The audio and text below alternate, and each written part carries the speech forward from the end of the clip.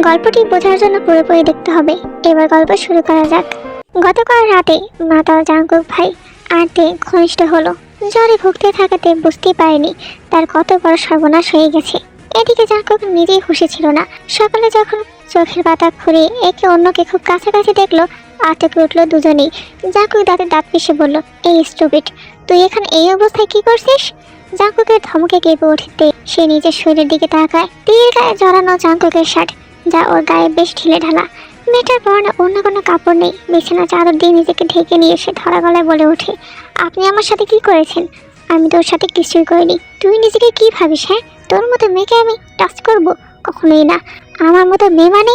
আপনি কি বোঝাতে চাইছেন? আমি বোঝাতে চাইছি তুই একটা খারাপ মেয়ে মানুষ। আমার সাথে গেম খেলছিস, তাই না? তুই ইচ্ছে করি এভাবে কাপড় চোপড় খুলে আমার রুমে এসেছিস, আমাকে ফাঁসাতে চাইছিস, রাইট? ভীষণ রাগ হলো তের।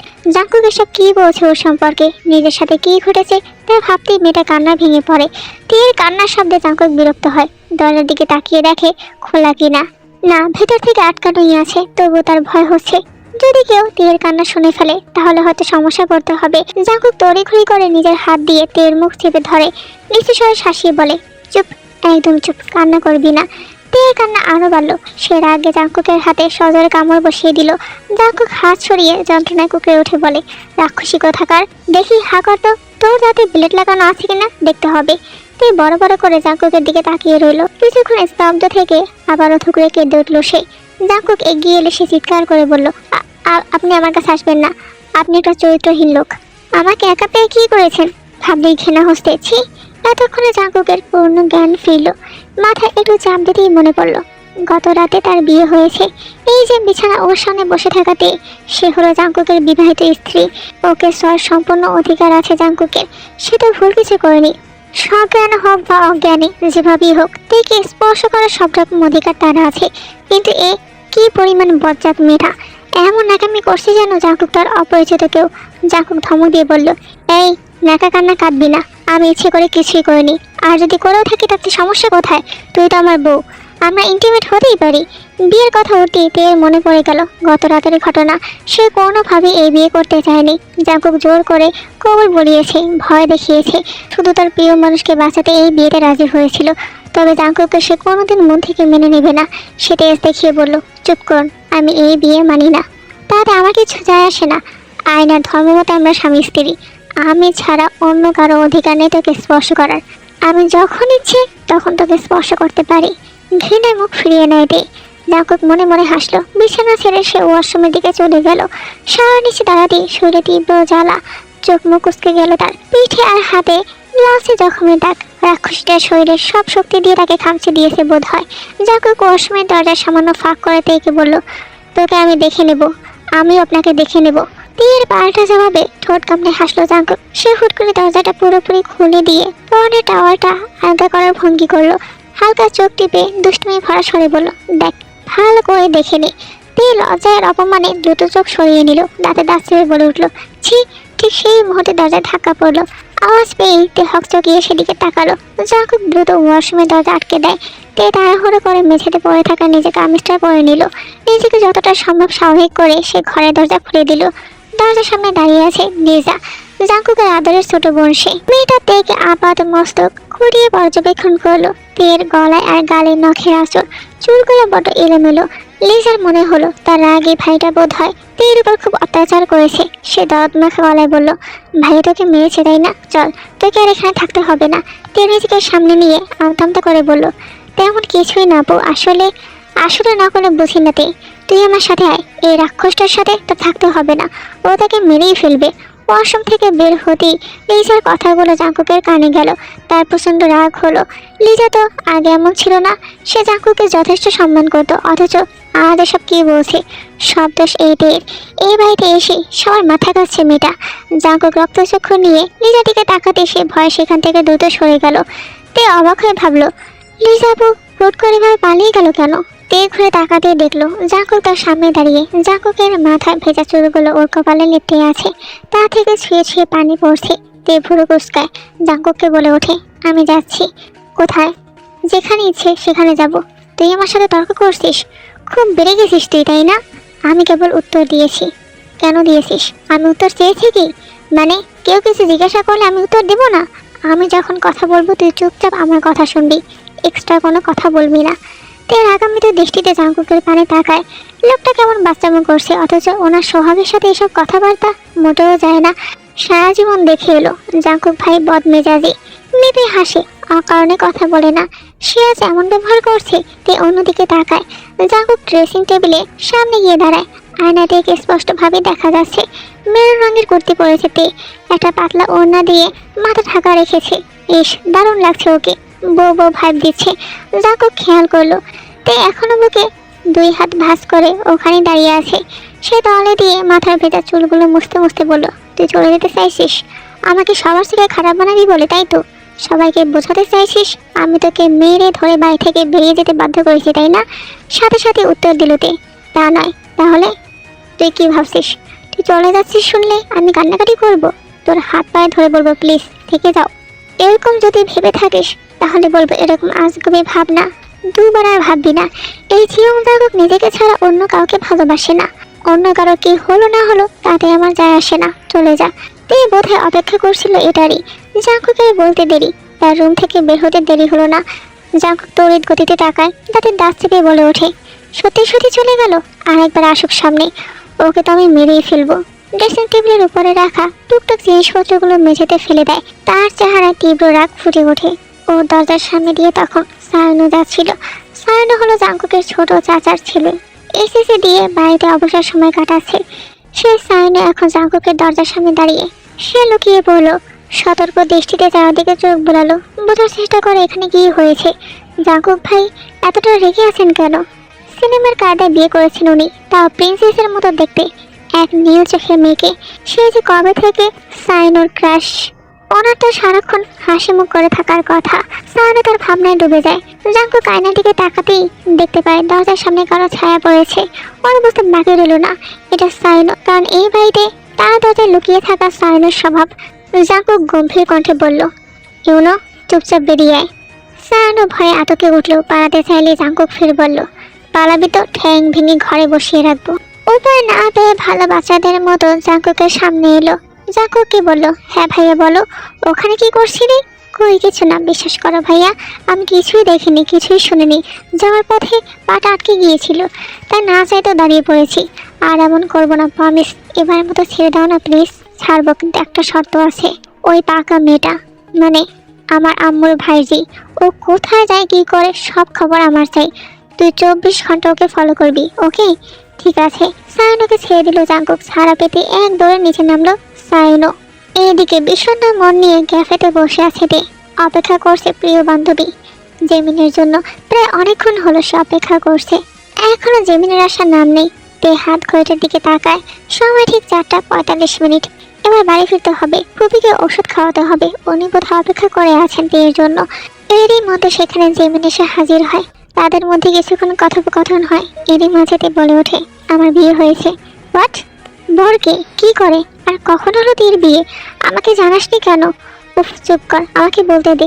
একসাথে এতগুলো প্রশ্ন করলে আমি কিভাবে অ্যান্সার দেব? তে চোখ বন্ধ করে ভাবে গতকালকের ঘটনা। তের কলেজের ইংরেজি লেকচারার কায়ের সাথে তার কোনো গুরুত্বপূর্ণ টপিক নিয়ে কথা বলছিল তে। জাঙ্কুক গিয়েছিল একটা প্রজেক্টের কাজে। জাঙ্কুক হলো তের ফুফাতো ভাই, পেশায় আর্কিটেক্ট।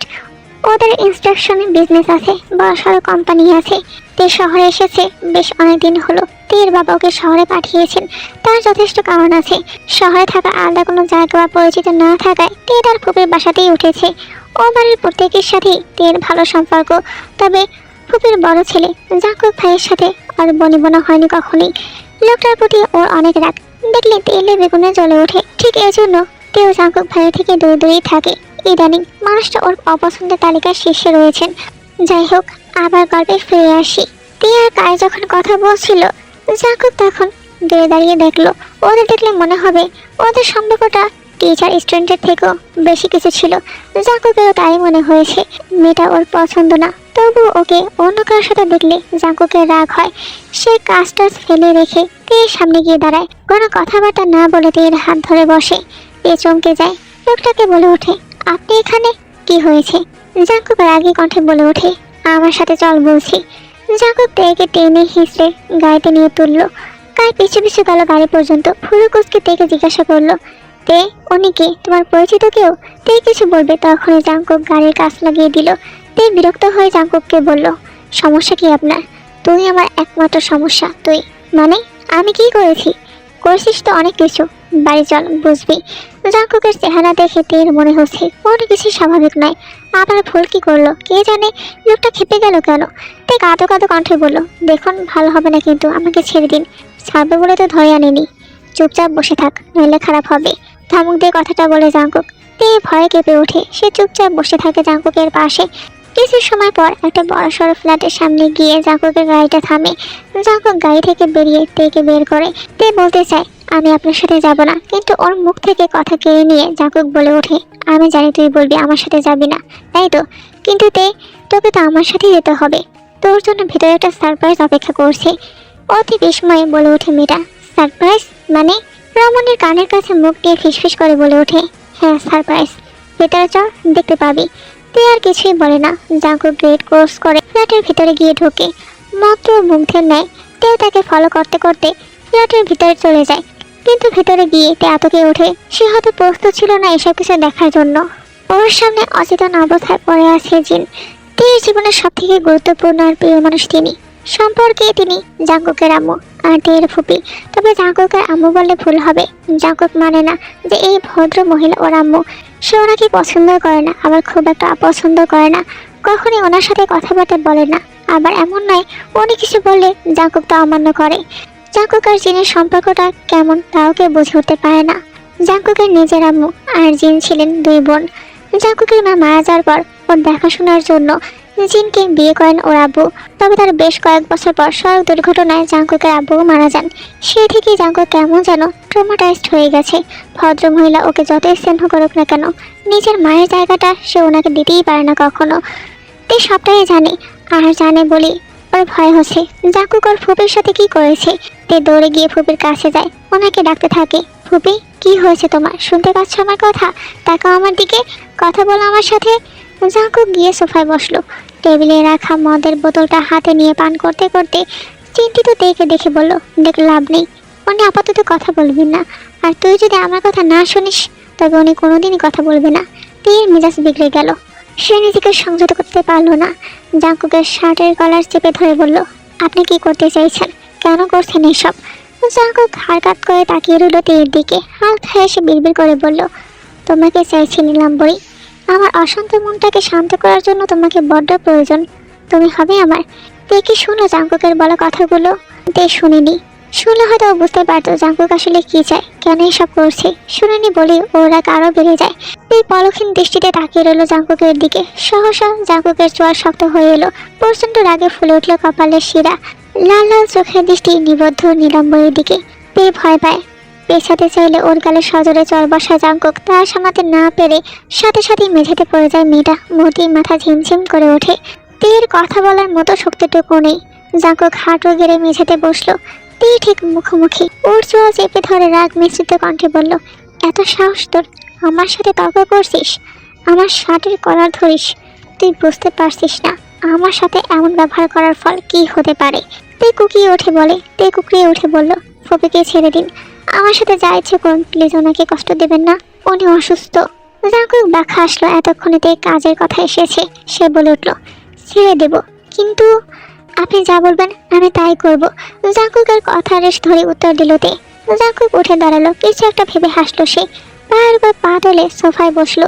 তে তখন মেঝেতেই পড়ে আছে জাংকুকের পায়ের কাছটাতেই। জাংকুক তের দিকে তাকিয়ে বলল, তোকে বিশ্বাস নেই? তুই ক্রিকেটের বংশধর। যা গিয়ে তোর ফুপির মাথায় হাত রেখে বল, আমি যা বলবো তুই তাই করবি। বাধ্য দাসের মতো উঠে দাঁড়ায় মেয়েটা। ফুপির মাথায় হাত রেখে কথা দিল, জাংকুক যা বলবে সে তা শুনবে। জাংকুকের ঠোঁটের হাসি প্রশস্ত হলো। সে তার বন্ধুদের ডাকলো। সাথে সাথে সেখানে উপস্থিত হলো তার কয়েকটা বন্ধু। জাংকুক জিনের দিকে ইশারা করে বলল, ওনাকে ঠিকঠাকভাবে বাড়িতে রেখে আয়, আর এক্ষুনি কাজে ডেকে আন, আমি বিয়ে করব। তে অবাক চোখে তাকিয়ে রইল জাংকুকের দিকে। জিনকে গাড়িতে পৌঁছে দেওয়া হলো। তে পেছনে যেতে চাইলে জাংকুক ওর হাঁটা ধরে আটকালো। নীলাম্বরী ওর দিকে তাকাতে সে বলে উঠল, আমি বিয়ে করব, কারণটা কি জানিস? তে মাথা নিয়ে বলে উঠল, সে জানে না। তুই বিস্ময়ে তের চোখ দুটো বড় বড় হয়ে গেল। সে কিছু বলতে চাইলো, জাঙ্কুক বলতে দিল না। তের অধরে আঙুল চেপে বলে উঠল, কথা নয়, যা বলছি তা কর। আমি তোকে কেন বিয়ে করছি বা কি উদ্দেশ্য কোনো প্রশ্ন করবি না, চুপচাপ কবুল বলে বিয়েটা করে নিবি। তোকে আবারও মনে করে দিচ্ছি দে, তুই তোর ফুপির মাথা ছুঁয়ে কথা দিয়েছিস, আমার সব কথা শুনবি। তেই কোনো উপায় না পেয়ে রাজি হলো। কাজী সাহেব এলেন, বিয়ে পড়ালেন। তে আর জাঙ্কুক দুজনেই কবুল বলল। কথা বললো স্বামী স্ত্রীর সম্পর্কে। পুরোটা সময় তে চুপচাপ বসেছিল। ওর মাথায় নানা প্রশ্ন ঘুরপাক খাচ্ছে। রাগে জাঙ্কুক, যে বিয়েতে বিশ্বাস করে না, যে তেকে পছন্দ করে না, সে এমন একটা কাজ কেন করলো? তে কোনো উত্তর খুঁজে পেল না। মেয়েটার মাথা ঘুরছে, অস্থির লাগছে। বারবার ভাবছে বাড়ি ফিরলে সবাই সবটা জানলে কি হবে। সবাই ওকে ভুল বুঝবে, ভাববে বড় বাড়ির বউ হওয়ার লোভে তে জাঙ্কুককে ফাঁসিয়েছে। আসলে তো এমনটা নয়। ভাবতে ভাবতে তে ঘুমিয়ে পড়লো।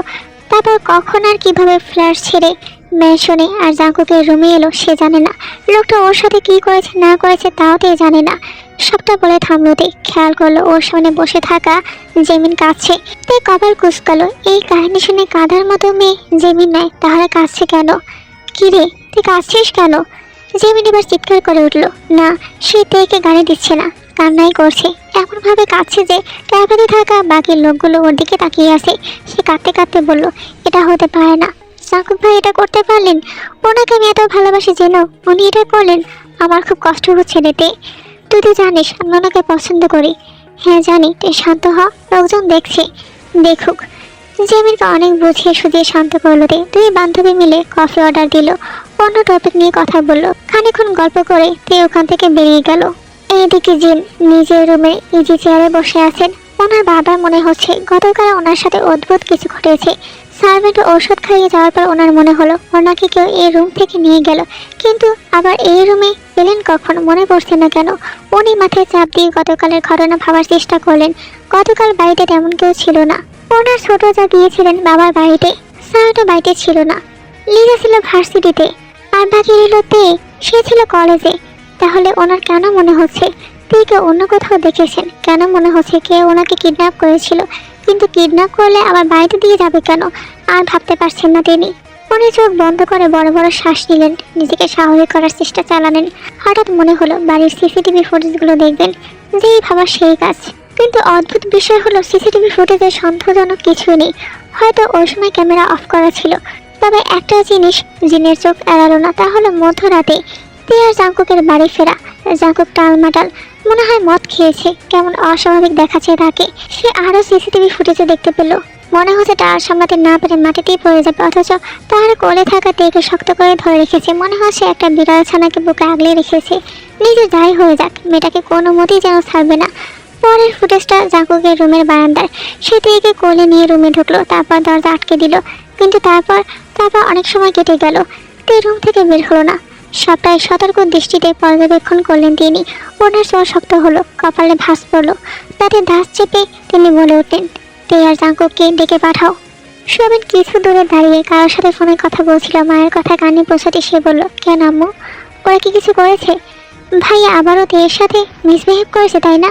উফ, কথা বাড়িও না তুমি, ওদের ডেকে আনো ইমিডিয়েটলি। জাঙ্কুক তো এখন রুমেই বসেছিল।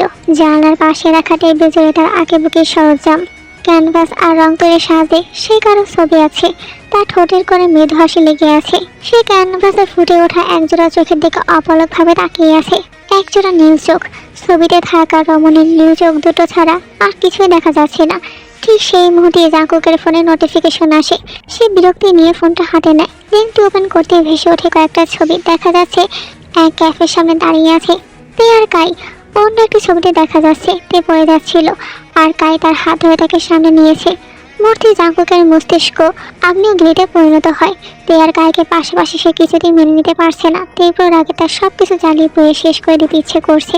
যে মেয়েটাকে পাওয়ার জন্য সে এতদিন অপেক্ষা করেছে, যাকে ভালোবেসে আগলে রেখেছে, সে অন্য কারো হয়ে যাওয়ার ভয়ে যাকে এক প্রকার বাধ্য করে বিয়ে করেছে, সেই থেকে জাঙ্কুক কারোর সাথে ভাগ করতে পারবে না। রাগে তার ফর্সা মুখটা আগ্নেয়গিরিতে রূপান্তরিত হয়েছে। সে টেবিলের সব জিনিসপত্র মেঝেতে আছাড় মেরে ফেলে দেয়। নিজেও থাপ করে মেঝেতে বসে পড়ে।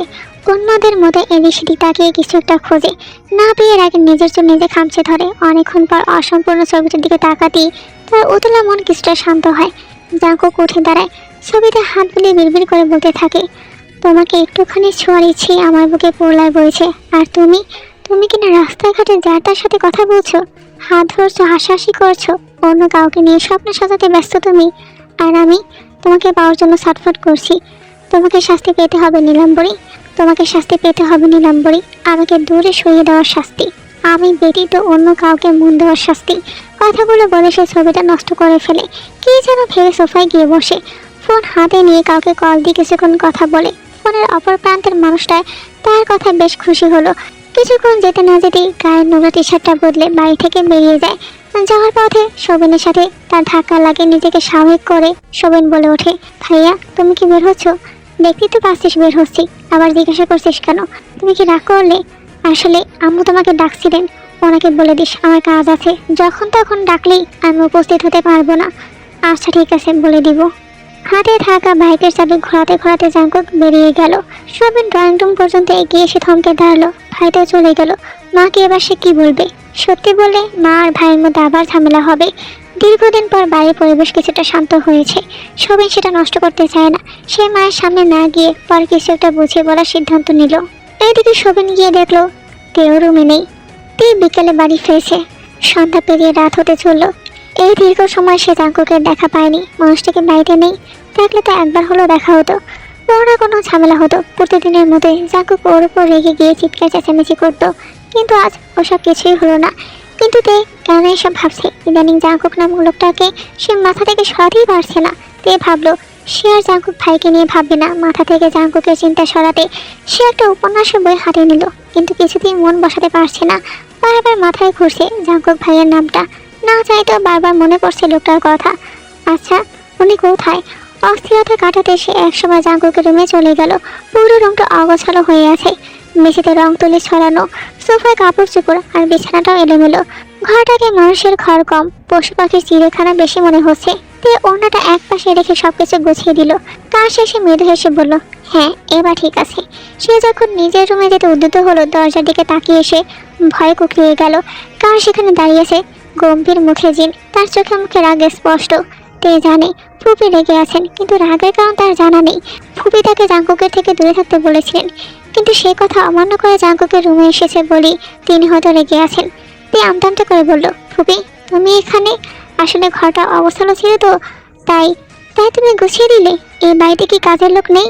ধমকে সুরে কথাটি বললেন জিন। তে মাথা নিচু করে দাঁড়িয়ে রইল। জিন দীর্ঘ শ্বাস ফেলে বলে উঠল, ব্যাগপত্র গুছিয়ে নাও, গ্রাম থেকে লোক আসছে, তুমি কাল সকালেই বাড়ি ফিরবে। তে স্তব্ধ হয়ে দাঁড়িয়ে রইল ওখানেই। ফুপিকে কিছু বলবে সে সাহস সে পাচ্ছে না, কিন্তু ও চলে গেলে কি হবে? সামনে এসএসসি টেস্ট এক্সাম, এরপর ফাইনাল। মাঝপথে সব ছেড়ে ছুড়ে চলে গেলে একটা বছর লস হবে। কিন্তু ফুপিকেই বা এসব কী করে বলবে? আর উনি এতটা রেগেই বা আছেন কেন? জিন ওখান থেকে চলে যান। তেও নিজের রুমের দিকে যাচ্ছিল। যাওয়ার পথে ঘুরে তাকালেন জিন। তেকে প্রশ্ন করলেন, জাঙ্কুক কোথায়? তে বলে উঠল, আমি জানি না তো ফুপি। কেন জানো না? তোমার তো জানার কথা। মাঝরাতে একসাথে বাড়ি ফিরেছো, এক রুমে থেকেছো, আর সে কোথায় জানো না? তের এবার কান্না পাচ্ছে। ফুপির কথায় সে অভিমানের আভাস পাচ্ছে। উনি তবে সবটা জেনে গেছেন, আর এই কারণে এমনটা করছেন। তে কিছু না বলে চুপচাপ দাঁড়িয়ে থাকে। জিন আবারও বলে ওঠে, তোমাকে এসব করতে এখানে আনিনি তে। তুমি এসেছো পড়াশোনা করবে বলে। তোমাকে বারবার বলেছি জাঙ্কুকের থেকে দূরে থাকতে। ওর সাথে তোমার যায় বলো? ওই ছেলেকে আমার মানসিক রোগী ছাড়া কিছুই মনে হয় না। আমি জাঙ্কুককে যথেষ্ট ভালোবাসি, কিন্তু তোমার সাথে ওর জীবন আমি কিছুতেই জড়তে দিব না। এতে তোমরা দুজনের কেউ ভালো থাকবে না। তে চোখের পানি ফেটে বিড়বিড় করে বলে ওঠে, কিন্তু ওনার সাথে আমার জীবন জুড়ে গেছে ফুপি। উনি আমার স্বামী, আমি মানি আর না মানি এটাই সত্যি। জিন পুরোপুরি কথাটা শুনে নিতেন। শুনলে হয়তো উনি আরও রেগে যেতেন। ভদ্র মহিলা কথাগুলো বলে চলে যান। তেও নিজের রুমে চলে যায় জামা কাপড় গুছিয়ে নেবে বলে। সত্যি সত্যি হয়তো ওর গ্রাম থেকে লোক আসছে। প্রকৃতির সবটা বাড়িতে জানিয়ে দিয়েছেন। এমনটা হলে যে বিপদ আরো বাড়বে। তের আব্বু তোকে মেরেই ফেলবে। চারদিকে বাতাস বইছে, প্রকৃতি বড়ই অশান্ত হয়ে আছে। গায়ের গাড়িটা এসে থেমেছে ওর ফ্ল্যাটের সামনে। গাড়ি থেকে নামলেই তখন মনে হলো পায়ের কাছে কিছু একটা পড়ে আছে। ফোনের লাইট অন করে পায়ের দিকে তাকা দিয়ে একটা নুপুর তার চোখে পড়লো। কিছুক্ষণ ভেবে মনে পড়লো এটা তের নুপুর। হ্যাঁ এটা তেরই হবে। ক্যাফেতে যখন কায়ের সাথে তের দেখা হলো, ওকে বড্ড ক্লান্ত দেখাচ্ছিল। মনে হলো কারোর সাহায্যের প্রয়োজন। এই জন্যই কায়ে তেকে বললো বাড়ি পর্যন্ত এগিয়ে দেবে। তে যদিও আসতে চায়নি, তবে কায়ে বারবার বলায় তে ওর কথা শুনতে বাধ্য হলো। তখনই বোধহয় নুপুরটা খুলে পড়ে গেছে। সে হাসে, নুপুরটা হাতে নিয়ে সামনে ধরে কল্পনা করে তেকে। কায়ের যেমন মেয়ে পছন্দ সবগুলি রয়েছে তের মধ্যে। কথাগুলো ভাবতে ভাবতেই তার মুখে হাসি ফুটে উঠল। সে বাড়ির ভিতর যাচ্ছিল, ঠিক তখনই তার মাথায় শক্তপোক্ত একটা আঘাত পড়ে। সাথে সাথে তীব্র যন্ত্রণায় মাটিতে পড়ে যায় সে। আঘাতপ্রাপ্ত স্থানে হাত চেপে ধরে বলে ওঠে, কে কে আঘাত করলো আমায়? কায়ের চোখে দৃশ্যমান হয় এক জোড়া কালো বুট পরা পা। সে তার সামনে এসে দাঁড়িয়েছে, হাতে হকি স্টিক, পরনে কালো রঙের লেদার স্যুট, সেটা ফুরুকুসকে তাকিয়ে আছে। তাহলে দেখে মনে হচ্ছে কায়ের প্রতি তার অনেক রাগ, কিন্তু কিসের এত রাগ? ছেলেটাকে ভালো করে দেখে বুঝতে পারে এই ছেলেটা সেই ছেলেটা যে তের হাত ধরে টেনে হিসেবে নিয়ে গিয়েছিল তার সামনে থেকে। তখন সে বলে উঠল, তো তুমি তুমি তো সেই তেকে। পুরো কথা বলতে পারলো না কাই। তের নাম মুখে নিতে জাঙ্কুক রাগে তরতর করে ওঠে। ফুটবলের মতন লাথি মারলো কায়ের শরীরে। সেটা ছিটকে গিয়ে পড়লো কিছু দূরে। কায় নিজে এবার রেগে গেল। কোনো মতে উঠে দাঁড়িয়ে জাঙ্কুককে মারতে আসলেই সে কায়ের হাতে মুচড়ে তীর নুপুরটা ওর হাত থেকে নিয়ে নিল। হুঙ্কার ছেড়ে কাই বলে উঠল, এই কি চাইছিস তুই? চুপ, গলা নামিয়ে কথা বলে। এই যে নুপুর, এই নুপুরটা, এই নুপুর আর নুপুরের মালিক দুটোই আমার। শুনেছিস কি বলেছি আমি? না শুনে আবার শুনে নে। তে আবার ওর দিকে চোখ দিয়ে তাকালে তোর দু চোখ আমি উপড়ে ফেলবো। জাঙ্কুক কাইকে ছেড়ে দেয়। বাইকে উঠে বাইকটা স্টার্ট দিয়ে কায়ের দিকে আবারও তাকায়। ওকে বলে ওঠে, স্টুডেন্টরা সন্তানের মতো হয়, সেই হিসাবে তে তোর মেয়ের মতো। সময় মতো বিয়ে করিসনি তো, তাই বুঝতে পারছিস না। ঠিক টাইমে বিয়ে করলে তের বয়সে মেয়ে থাকতো তোর, তাই ওকে মেয়ের নজরে দেখবি। আমার কথা অমান্য করলে রেজাল্ট ভালো হবে না। জাঙ্কুকের বাইকের পিছনের সিটে বসে আছে ইউজুন। সে নীরব দর্শকের ভূমিকা পালন করছে এতক্ষণ, কিন্তু এবার কথা না বলে পারল না। সে জাঙ্কুকের কানের কাছে এসে বলল, তোর তো বয়স অনেক, সময় মতো বিয়ে করলে তের থেকে বড় ছেলে মেয়ে থাকতো। তুই এই কথা বলছিস কি করে? জাঙ্কুক রেগে বলে ওঠে, তোর মুখ অফ রাখলেই ভালো হয়, রাগাবি না আমাকে। যত দোষ নন্দ ঘোষ। কথাটা বলে ইউজুন চুপ করে যায়। জাঙ্কুকও কিছুটা শান্ত হয়, বাইকে স্টার্ট দিয়ে সেখান থেকে চলে যায়। আর কাই মাথা ঘুরে ওখানেই পড়ে থাকে। এইদিকে তে ব্যাগপত্র গুছিয়ে নিয়েছে। গ্রাম থেকে ওকে নিতে এসেছে তাইমিন ভাই। তাইমিন হচ্ছে তের চাচাতো ভাই। সেটা বেশ কিছু সময় আগে এসে পৌঁছেছে। তারপর থেকে তারা দিচ্ছে যেন তে দ্রুত তৈরি হয়ে বের হয়ে যায়। ড্রয়িং রুমে সবার সাথেই বসেছিল তে। এই বাড়ির কেউ চাইছে না তে চলে যাক, কিন্তু জিনের ভয়ে কেউ কিছু বলার সাহস পাচ্ছে না। তে এদিক সেদিক তাকিয়ে লিজাকে খুঁজলো। না, লিজা আপু বাড়িতে নেই। সে গতকাল বান্ধবীর বাড়িতে গিয়েছিল, আজও ফেরেনি। শুধু লিজা আপু নয়, তে তৃষ্ণাত চোখ জোড়া অন্য কাউকে খুঁজে চলেছে। মাথায় ঘুরছে নানা চিন্তা। মাসটা কি বাড়ি ফিরেছেন? ওয়াশরুমে যাওয়ার বাহানায় তে জাঙ্কুকের রুমে যায়। পুরো রুমে চোখ বোলায় সে। আশেপাশে কোথাও জাঙ্কুক ভাইয়া নেই, অথচ ওনাকে দেখার জন্য তের মনটা কেমন হাহাকার করছে। কেন এমন হচ্ছে? দুদিন আগেও যে মানুষটার প্রতি ওরা তো রাগ ছিল, আজ ওনাকে চোখে হারাচ্ছেন। অথচ তের উচিত জাঙ্কুককে ঘৃণা করা। লোকটা ওর অমতে জোরপূর্বক বিয়ে করেছে, ভয় দেখিয়ে কবুল বলিয়েছে। না, তে আর ভাবে না তাকে নিয়ে। এ বাড়ি আর বাড়ির মানুষের মায়া ত্যাগ করে সে চলে যাবে। তে ছোট ছোট পা ফেলে দরজার কাছে আসতেই কানে এলো সেই পরিচিত গম্ভীর কণ্ঠস্বর। মেয়েটা থমকে দাঁড়ালো, কান পেতে শুনল মানুষটার কথা বলা। কি চাই? এখানে এসেছিস কেন? তে শুকনো ঢোক গেল। ওনার কোনায় আঙুল পেঁচাতে পেঁচাতে বলল, এমনি। এমনি কেন? কারণ ছাড়া তুই আমার রুমে আসবি কেন? যখন তখন আমার রুমে ঢোকার পারমিশন তোকে আমি দিয়েছি? কথাটা বলতে বলতে তে ঠিক সামনে এসে দাঁড়ালো জাঙ্কুক। ফুরুকুসকে তাকিয়ে আছে তের দিকে। মেয়েটার মায়াবী চাহনি আর স্নিগ্ধ চেহারা দেখে জাঙ্কুকের ভালো লাগার কথা। একরাশ ভালোবাসা নিয়ে নিলাম্বরে নিয়ে চোখ দুটোর দিকে তাকিয়ে থাকার কথা। কিন্তু এই মুহূর্তে ওর প্রচন্ড রাগ হয়েছে। বারবার সেই ছবিগুলো চোখের সামনে ভেসে উঠছে। জাঙ্কুক ব্যতীত অন্য কোনো পুরুষ তের হাত ধরেছে ভাবলেই ভেতরটা প্রলয় বইছে। বড্ড অশান্ত লাগছে নিজেকে। জাঙ্কুক নিজের রাগ নিয়ন্ত্রণ করতে পারছে না। তে যখন চলে যেতে চাইলো, জাঙ্কুক শক্ত করে ওর হাত চেপে ধরলো। তে যন্ত্রণায় চোখ মুখ কুঁচকে বন্ধ করে নিল। বলে উঠল, ছাড়ুন, লাগছে খুব। তের এই আর্তনাদ শুনে যে কারো মন গড়ে যাওয়ার কথা, সেই হিসাবে জাঙ্কুকের রাগ কমে যাওয়ার কথা ছিল, কিন্তু কমলো না। সে তেকে টেনে নিয়ে গেল টেবিলের কাছে। সেখানে একটি মদের বোতল ভাঙা অবস্থায় ছিল। সেই কাঁচের টুকরোগুলোর উপরে তের হাত চেপে ধরলো জাঙ্কুক। তীব্র যন্ত্রণায় চিৎকার দিয়ে উঠল মেয়েটি। সাথে সাথে জাঙ্কুক দ্বিগুণ চিৎকার দিয়ে বলে উঠল, চুপ, একদম চুপ। ব্যথা লাগছে খুব, তাই না? কান্না কর, তবে মনে রাখিস কান্নার শব্দ আমার কানে এলে শাস্তি আরও দ্বিগুণ হবে।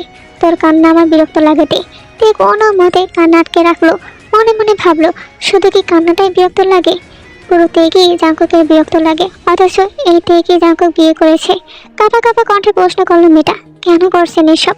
প্রতি উত্তরে জাঙ্কুক কিছুই বলল না। সে খেয়াল করলো নীলাম্বরের চোখ দিয়ে জল গড়িয়ে পড়ছে। মেয়েটার চোখে গভীর ব্যথা লুকিয়ে আছে। মুহূর্তে জাঙ্কুকের বুকের ভেতরটা মুচড়ে উঠল। সে তীর হাতটা ভালো করে পর্যবেক্ষণ করলো।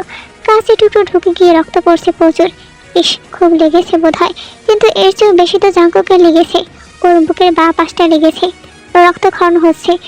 জাঙ্কুক এবার উন্মাদের মতো আচরণ শুরু করলো। তেকে সোফায় বসিয়ে দ্রুত ফার্স্ট এড বক্স নিয়ে এলো। ঔষধ বের করে অতি যত্নে তের হাতের ক্ষত স্থানে লাগিয়ে দিল। তে কেবল অবাক হয়ে সবটা দেখছে। জাঙ্কুকের মতে গতি সে বুঝে উঠতে পারছে না। কিছুক্ষণ পর তে হাত সরিয়ে নিল, চোখের পানি মুছে ধরা গলায় বলল, মেয়ে ধরে আবার আদর দেখাতে হবে না। আর শুনুন, আমি বলতে এসেছিলাম যে আপনার সাথে আমার বিয়েটা আমি মানি না, আমি চলে যাচ্ছি। জাঙ্কুক চোখ মুখ কঠিন করে মেঝেতে তাকিয়ে রইল। তে ততক্ষণে ঘর থেকে বেরিয়ে গেছে। জাঙ্কুকের মস্তিষ্কে বারবার প্রতিধ্বনিত হচ্ছে তের বলা শেষ কথাটি, এই বিয়ে সে মানে না। মানে না বললেই হয়ে গেল, আর চলে যাচ্ছে মানে তে জাঙ্কুকের কাছেই থাকবে। সে মারুক বা কাটুক, তেকে ওর কাছেই থাকতে হবে। জাঙ্কুক জোরে জোরে শ্বাস নিতে লাগলো। মাথার চুল খামচে ধরে বিড়বিড় করে কি যেন বলছে। এমন সময় দরজার সামনে এসে দাঁড়ালেন জিন। তার চেহারা যেন চিরচেনা গাম্ভীর্য ভাব। চশমা ঠিক করে তিনি বলে উঠল, কি হয়েছে জাঙ্কুক? তোমাকে বড্ড অস্থির দেখাচ্ছে। আগুনে ঘি ঢালে যেমন আগুনের তীব্রতা বেড়ে যায়, জিনের কথাগুলো ঠিক তেমনভাবেই কাজ করলো। জাঙ্কুকের রাগ তরতর করে বাড়তে লাগলো। তে কখনোই এত সাহস দেখানোর মেয়ে নয়। সে নিজে থেকে কখনোই এ বাড়ি ছেড়ে যাওয়ার কথা বলবে না।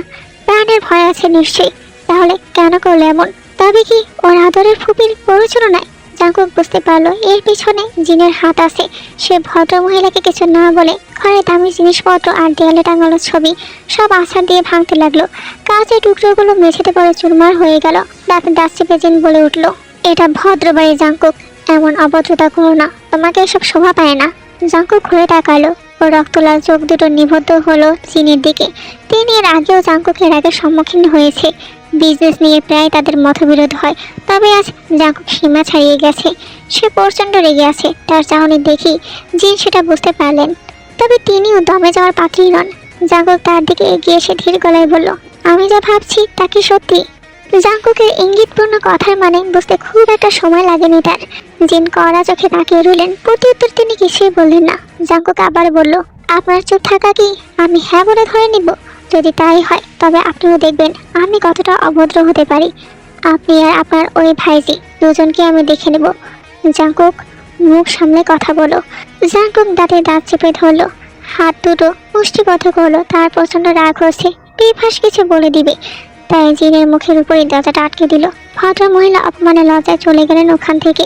সিলেটের এক সুন্দর শান্ত গ্রামে তের বাড়ি। সেখানে শহরের কোলাহল নেই, নেই যানবাহনের কর্কশ হর্ন। চারপাশে সবুজের সমারোহ, দূরের পাহাড় নদীর স্রোত মিলিয়ে এক অপূর্ব পরিবেশ। গ্রামের একেবারে শেষ প্রান্তে তেদের বাড়ি। কিছু দূরেই বিশাল চা বাগান। দূর দূরান্ত থেকে পর্যটকরা এখানে ক্যাম্পিং করতে আসে। তেদের বাড়িটি পুরনো আমলের জমিদার বাড়ির মতো। ওর বাবা সুগা এলাকার গণমান্য ব্যক্তি। বিচার আচারে তাকে প্রথম সাইডেই বসানো হয়। তে ওনার একমাত্র মেয়ে। ছোট চাচার নাম কিম নামজন। বাইরে থেকে ওনাদের আগে মনে হলো তে আর ও কাজিনদের কাছে ওনারা খুবই নরম। ছেলে মেয়েদের সব ইচ্ছা পূরণ করতে নিজেদের জান দিতে প্রস্তুত ওনারা। তের ইচ্ছে ছিল সে ডাক্তার হবে। মেয়ের স্বপ্ন পূরণ করতে তের বাবা নিজের গাম্ভীর্য ভাব বিসর্জন দিয়ে তেকে শহরে পাঠিয়েছিল। সেটাই কিনা বাবাকে না জানিয়ে বিয়ে করে বসতো। সব জানে বাবা কি করবেন। গেটের সামনে দাঁড়িয়ে এইসব ভাবছিল তে। তাইবেন বাড়ির দিকে যেতে যেতে খেয়াল করলো তে এখন স্থির হয়ে দাঁড়িয়ে। সে পিছু ফিরে জিজ্ঞাসা করলো, কি হলো তে, ভেতরে যাবি না? এই তো আমি যাচ্ছি। বাড়ির ভেতর পা রাখতেই ওর বাবা মা ওকে দেখে দৌড়ে এলেন। আদরের মেয়েকে বুকে জড়িয়ে নিলেন ওনারা। ভালো মন্দ জিজ্ঞাসা করে বলেন ফ্রেশ হয়ে নিতে। এইদিকে সিলেট জাঙ্কুকের জন্মস্থান ওর দাদাবাড়ির এখানে। যদিও এখানে খুব একটা থাকা হয়নি, তবে আজ জাঙ্কুক সিলেটে এসেছে। কোন এক অদৃশ্য বল ওকে এখানে টেনে এনেছে। জাঙ্কুকের সাথে এসেছে ওর বন্ধুরাও। বাইক উদ্দেশ্য ট্যুর হলো। ঈদের সময় হয় ওরা কোনো হোটেলে ওঠেনি, উঠেছে জাঙ্কুকের দাদা বাড়িতে। জাঙ্কুককে কাছে পেয়ে বাড়ির সবাই ভীষণ খুশি। আগামীকাল পবিত্র ঈদ উল ফিতর, তাই জাঙ্কুক তার দাদা দাদি আর ফুপি সবার জন্য উপহার নিয়ে এসেছে। কিন্তু জাঙ্কুকের মনে আসলে কি চলছে? সে কি শুধুই ট্যুর করতে এসেছে, নাকি এর পিছনে অন্য কোনো কারণ আছে? জাঙ্কুককে শতবার জিজ্ঞাসা করো এই প্রশ্নগুলোর উত্তর পায়নি তার বন্ধুরা। এইদিকে সব কাজিনরা মিলে চাঁদ রাত সেলিব্রেট করছে। তারা ফুলে ভর্তি থালায় মেহেদি সাজিয়ে রেখেছে। তেকে টেনে টুনে নিয়ে এলো। মাত্রই ঘুম থেকে উঠে যেতে ওর মন মেজাজ এমনিতেই ভালো নেই, তার মধ্যে এসব আনন্দ অনুষ্ঠান মোটেও ভালো লাগছে না। ফ্রিজে পর থেকে বাবা মা বারবার জিজ্ঞাসা করেছে কি হয়েছে, মন খারাপ কেন, ওর ফুপির কথাবার্তা অমন কর্কশ শোনালো কেন। তে উত্তরে কিছুই বলছে না। মায়ের কথা সে বিরক্ত হচ্ছে। তের কাজেররা ওকে টেনে টুনে নিয়ে এসেছে। তে বিরক্ত হয়ে একসঙ্গে বলে উঠলো, তোরা মেহেদি পর, আমার ভালো লাগে না বলে সে গটগট করে হেঁটে নিজের রুমের দিকে চলে যায়। দরজাটা আটকে দপ করে গিয়ে পরে বিছানায়। তখন যে চলে এলো, জাঙ্কু কিছু বললো না কেন? ওর কি একটু খারাপ লাগেনি? পরক্ষণ এটাই ভাবলো, খারাপ লাগবে কেন? ও চলে আসায় জাঙ্কু বোধহয় সব থেকে বেশি খুশি হয়েছে। নিজের ব্যান্ডেজ বাঁধা হাতের দিকে তাকালোতে তখনকার ঘটনা মনে হতেই নোনা জলে ঝাপসা হয়ে এলো ওর চোখ। রাত তখন 12টার উপরে। কাল একটা শুভ দিন। কই নিজেদের ফ্যামিলির সাথে ঈদ কাটাবে তা নয়, জাঙ্কুকের জন্য এখন অচেনা অজানা মানুষের বাড়ির সামনে দাঁড়িয়ে পাহারা দিচ্ছে প্রিয়জন সহ জাঙ্কুকের বাকি বন্ধুরা। মশার কামড়ে যা তা অবস্থা তাদের। এইদিকে জাঙ্কুক পায়ে বেয়ে দিয়ে রুমে বেলকনিতে উঠেছে। লোকটার আগে ফুসছে এই পোস্টকে মেয়েটা কিভাবে নাকে দড়ি দিয়ে খোয়াচ্ছে ওকে। জাঙ্কুক রুমে ঢুকতেই দেখতে পায় তে ঘুমিয়ে আছে। ঘুমাতো তেকে ভালোভাবে পরখ করলো সে। সে কাছে গিয়ে অজস্র চুমু দিয়ে ভরিয়ে দিল। তুমি শুধুই আমার নীলাম্বরী, আমার থেকে তুমি পালিয়ে তুমি বাঁচতে পারবে না। তুমি যেখানেই যাবে আমি তোমার পিছু নেব। এই জাঙ্কুককে তুমি নিজের জীবন থেকে কখনোই মুছতে পারবে না। জাঙ্কুক হাসে। তে উঠে যাবে বুঝতে পেরে জাঙ্কুক ভাবে সে এখন চলে যাবে। তখনই চোখে পড়ে বেশ সাজ টেবিলে রাখা মেহেদিটা। তের হাতে মেহেদি নেই কেন? কাল তো ঈদ, হাতে মেহেদি না থাকলে বেমানান লাগবে। জাঙ্কুক মেহেদিটা হাতে নেয়, এই প্রতিভা করেই পরিয়ে দেয় তের হাতে। মাঝখানে লাভশেপ দিয়ে নিজের নামের অক্ষর লিখতে ভুল করে না সে। মানুষের জীবনের সুন্দর দিনগুলো তত দ্রুত শেষ হয়ে যায়। সুখের সময়টুকু ক্ষণস্থায়ী। অনেকেই এসে এসে প্রাণভর উপভোগ করে, আবার অনেকেই দুঃখে দিশেহারা হয়ে কেবল নিজের অনিশ্চিত ভবিষ্যতের কথা ভেবে দীর্ঘ শ্বাস ফেলে। দেখতে দেখতে ঈদের 2টো দিন কেটে গেল। তীর ছাদে দাঁড়িয়ে আছে বেশ অনেকক্ষণ ধরে। সে নিজের মেহেদি রাঙানো হাতের দিকে তাকিয়ে আছে। রংটা বেশ গাঢ় হয়েছে। নকশাটা খুব একটা ভালো না হলো দেখতে সুন্দর লাগছে। তীর মনে হলো এগুলো হয়তো তার কাজিন বোনেরা করেছে। ও মেহেদি দিতে চায়নি বলে হয়তো জেদ করে এমন বিশ্রী ডিজাইন করে দিয়েছে। তীর ভাবনার জগৎ থেকে বেরিয়ে এসে চারপাশে মনোমুগ্ধকর প্রকৃতির দিকে চোখ বোলালো। ওদের বাড়ি থেকে কিছুটা দূরে একটা চমৎকার resort, the place luxury resort. গ্রামের ঠিক মাঝখানে এমন আধুনিক ও বিলাসবহুল রিসোর্ট দেখলে যে কেউ অবাক হবে। তে তাইমিনের কাছে শুনেছে ঢাকা থেকে কয়েকজন পর্যটক ঘুরতে এসেছেন সেখানে। তাইমিন বর্তমানে অনেক কাজে ব্যস্ত, কিন্তু তার উপর দায়িত্ব ছিল টুরিস্টের গাইড করার। তাইমিন নিজে যেতে পারবে না বলে অনেক বুঝিয়ে তেকে রাজি করিয়েছে। তেও ভাইয়ের কথা ফেলতে পারেনি, কথা দিয়েছে সবটা সামনে নেবে। তবে শর্ত হলো বাড়িতে এই বিষয়ে কিছু জানানো যাবে না, সবটা তাইমিনকেই ম্যানেজ করতে হবে। সেই পরিকল্পনা অনুযায়ী তের এখন বের হওয়ার কথা। সে ছাদ থেকে নেমে গেল। তের আম্মু রান্নাঘরে ছিল। তে পেছন থেকে গিয়ে মাকে জড়িয়ে ধরে বলল, আম্মু একটা কথা আছে। বের হবে তাই তো? হ্যাঁ, তুমি বুঝলে কি করে? বুঝবো না আবার? কোনো উদ্দেশ্য ছাড়া তো তুমি আমার আহ্লাদ করো না। যে হোক চুলার আঁচ কমিয়ে মেয়ের দিকে ঘুরে তাকিয়ে বলে উঠল, তোর বান্ধবীর কাছে যাচ্ছিস তাই তো? যা, তবে সন্ধ্যা হওয়ার আগে ফিরে আসিস। আমি তোর আব্বাকে কিছু একটা বলে বুঝিয়ে নেব। আর শোন, মাথায় কাপড় দিয়ে শরীর ঢেকে ঢুকে বের হবি, ঠিক আছে? তাই মাথা নেড়ে সায় দিল। রুমে ঢুকে দ্রুত ব্যাগটা গুছিয়ে নিল সে। ফোন আর প্রয়োজনীয় কিছু জিনিস নিয়ে সাবধানে বাড়ি থেকে বের হলো। সে আশেপাশে তাকাচ্ছে বারবার, বাবা চাচা কেউ দেখে ফেললো না তো? না, কেউ নেই। তে ওড়না ঠিক করে মাথাটা ঢেকে নিল। রাস্তা দিয়ে যাওয়ার পথে হুট করে একজনের সাথে ধাক্কা খেলো সে। বিরক্তি নিয়ে তাকাতেই দেখলো মানুষটা তার পরিচিত। এর আগেও বহুবার তাকে দেখেছে, কথাও হয়েছে, কিন্তু এই অসময়ে তাকে দেখে বেশ অবাক হলো। সামনের ব্যক্তিটি হঠাৎ মুচকি এসে বলে উঠল, কি সারপ্রাইজ, কেমন লাগলো? কায়ের কথা বিস্মিত হয়ে তিনি নিজেকে স্বাভাবিক করে বলল, আপনি আর এখানে কোনো কাজে এসেছেন বুঝি? হ্যাঁ, এটা গুরুত্বপূর্ণ কাজে এসেছি। যদি বলি সেই গুরুত্বপূর্ণ কাজটি হলো তোমাকে দেখা, তুমি অবাক হবে। তাই সত্যি অবাক হলো। কায়ের সম্পর্কে শিক্ষক হয়, তাছাড়া বয়সও অনেকটা বড়। তিনি কেন এভাবে কথা বলছেন? আর তাকে দেখতেই বা এই গ্রামে আসবেন কেন? তাই কিছু বলতে চেয়েও দমে গেল। তার দেরি হয়ে যাচ্ছে। সে বলে উঠল, আমার একটা জরুরি কাজ আছে, পরে কখনো দেখা হলে কথা বলবো, এখন যাই। কায় পথ ছেড়ে দিয়ে বলল, হ্যাঁ অবশ্যই। তুই দ্রুত রিসোর্টের উদ্দেশ্যে হাঁটতে শুরু করলো।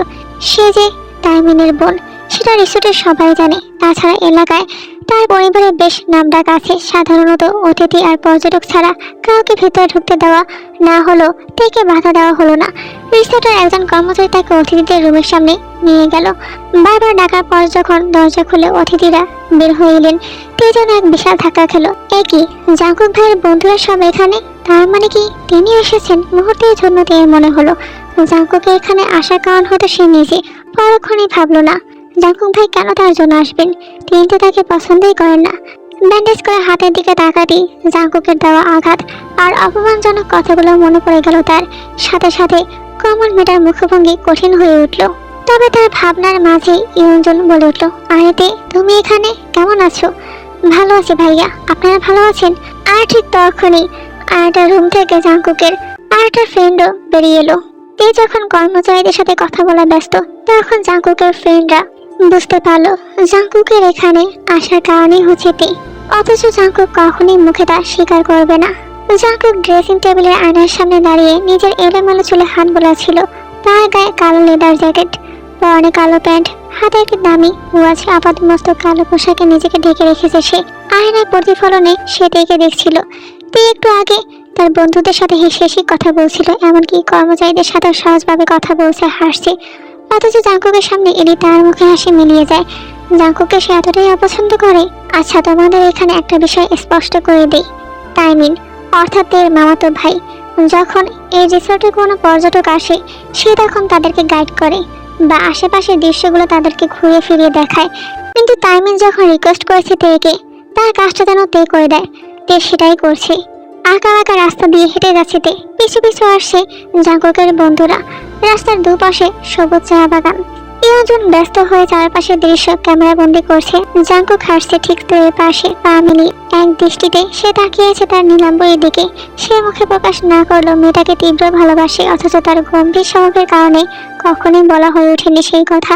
তের প্রতি তার এই টান আজকালের নয়, দীর্ঘ 9 বছর আগের। জাঙ্কুক মুখে না বললেও এটাই সত্যি, সে মেয়েটাকে ভালোবাসে। খুব করে চায় মেয়েটাও তাকে ভালোবাসুক, কিন্তু গম্ভীর স্বভাবের জাঙ্কুক কখনো নিজের অনুভূতি প্রকাশ করতে পারে না। তাই থেকে কখনো বলা হয়নি ভালোবাসি, বলতে চাইলেও পারেনি। কেমন এক অস্বস্তিকর পরিস্থিতির সৃষ্টি হয়। এমন হয় যে সে তেয়ের কাছে অপরাধী হয়ে যায়, অথচ এই তেকে জাঙ্কুক ভালোবাসে সেই 9 বছর আগে থেকে। তে তখন একটা বাচ্চা মেয়ে, জাঙ্কুক ভার্সিটি পড়ুয়া যুবক। তে তখন মেশরেই থাকতো। দেখতে দেখতে কিভাবে যেন মেয়েটার প্রতি ভালোবাসা জন্মালো। জাঙ্কুক বুঝলো এই মেয়েটা ওর জন্য ভালো থাকার একমাত্র কারণ। নীলাম্বরীর নীল চোখের চাহনি ব্যতীত অন্য কিছুই পায় না তার মন শান্ত করতে, পায় না জাঙ্কুকের অস্থিরতা কমাতে। সময়ের সাথে সাথে জাঙ্কুক বুঝলো ওর একমাত্র দুর্বলতাতে। সে বাইরে গেল, পড়াশোনা কমপ্লিট করলো, জব করলো, কিন্তু কোনোভাবে তার মন টিকছিল না বিদেশে। বারবার অনুভব করতে পিছু টান, মনে হলো বাংলাদেশে সে মূল্যবান কিছু ফেলে রেখে এসেছে। সেই টান বুঝে নীলাম্বরের জন্যই ছিল। হ্যাঁ, জাঙ্কুক এখন তা বুঝতে পারে। হাঁটতে হাঁটতে হোঁচট খেলো তে। পড়ে যাওয়ার আগে জাঙ্কুক 2 হাতে তাকে আগলে নিল। ভয় চোখ বন্ধ করে ফিরেছিল তে। ভেবেছিল নির্ঘাত আছাড় খাবে, কিন্তু জাঙ্কুকের বলিষ্ঠ হাতের বাঁধনে সে ধরা পড়লো। জাঙ্কুক গম্ভীর গলায় বলল, নিজেকে সামলাতে পারিস না, আবার টুরিস্ট গাইড করার দায়িত্ব নিয়েছিস? তুই এভাবে ছেলেদের সামনে ঘুরে বেড়াস, কথা বলিস, আর কি কি করিস শুনি? জাঙ্কুকের চোখ মুখ রাগে লাল হয়ে আছে। তে শুকনো ঢোকে লামতামতা করে বলল, মানে কি বলতে চাইছেন আপনি? কি বলতে চাইছি বুঝতে পারছিস না? প্র্যাকটিক্যালি বোঝাবো তোকে? কথাটা বলে হুট করে থেকে কোলে তুলে নিল জাঙ্কুক। পড়ে যাওয়ার ভয়ে তে আঁকড়ে ধরো জাঙ্কুকের গলা। জাঙ্কুকের ফ্রেন্ডরা অবাক হয়ে তাকিয়ে রইল। জাঙ্কুক তাদের দিকে না তাকিয়ে বলল, ভেতরে একটা বাংলো আছে, আজকের একটা আমরা ওখানেই থাকবো, তোরা পিছু পিছু আয়, আমি যাচ্ছি। সে হন হনিয়ে বাংলোর দিকে এগিয়ে গেল। তে বুঝতে পারলো জাঙ্কুক এইখানকার সবকিছু আগে থেকেই খুব ভালো করে চেনে। তেকে এখানে আনার জন্য না চেনার ভান করেছিল। বাংলোর নির্জনতায় জাঙ্কুক তার সাথে কেমন আচরণ করবে তা ভেবেই ভয়ে কাঠ হয়ে গেল তে। লোকটাকে মেরে টেরে ফেলবে না তো? যদি কেটে কুটে ফ্রাইড চিকেন বানিয়ে খেয়ে ফেলে? শুনুন না, আমাকে নামিয়ে দিন, আমার ভয় লাগছে। তে খামচে ধরেছে জাঙ্কুকের গায়ে থাকা জ্যাকেট। ওর চোখে মুখে আতঙ্ক। বারবার মনে হচ্ছে জাঙ্কুককে কোল থেকে আছাড় মেরে ফেলে দেবে, নয়তো বাংলোতে নিয়ে আচ্ছা করে মারবে। সেই ভয় থেকেই তে কাঁপা কাঁপা কণ্ঠে কথাগুলো বলল। এটা জাঙ্কুকের ভাবভঙ্গির বিশেষ কোনো পরিবর্তন হলো না। সে থেকে পাল্টা প্রশ্ন করলো, কেন ভয় লাগছে? আমার সিংহ দিয়েছে নাকি ভ্যাম্পায়ারের মতো দাঁত বের হয়েছে? না না, সেসব কিছুই না, নামান আমাকে, আমি আপনার সাথে যেতে চাই না। থেমে গেল জাঙ্কুকের পা জোড়া। অতিরিক্ত রাগে চোখ দুটো রক্ত বর্ণ ধারণ করলো। শক্ত হয়ে এলো ধারালো চোয়াল। মিতার উপর প্রচন্ড রাগ হলো তার। সে হাতের বাঁধন আলগা করতেই তে আলোর বস্তার মতো মাটিতে আছাড় খেয়ে পড়ল। কোমরে অসহ্য যন্ত্রণা অনুভব করলো মিতা। ব্যথা কুকিয়ে ওঠে আর শব্দ করতে জাঙ্কুক ধমক দিয়ে বলল, চুপ, একটা শব্দ করবি তো খারাপ হবে।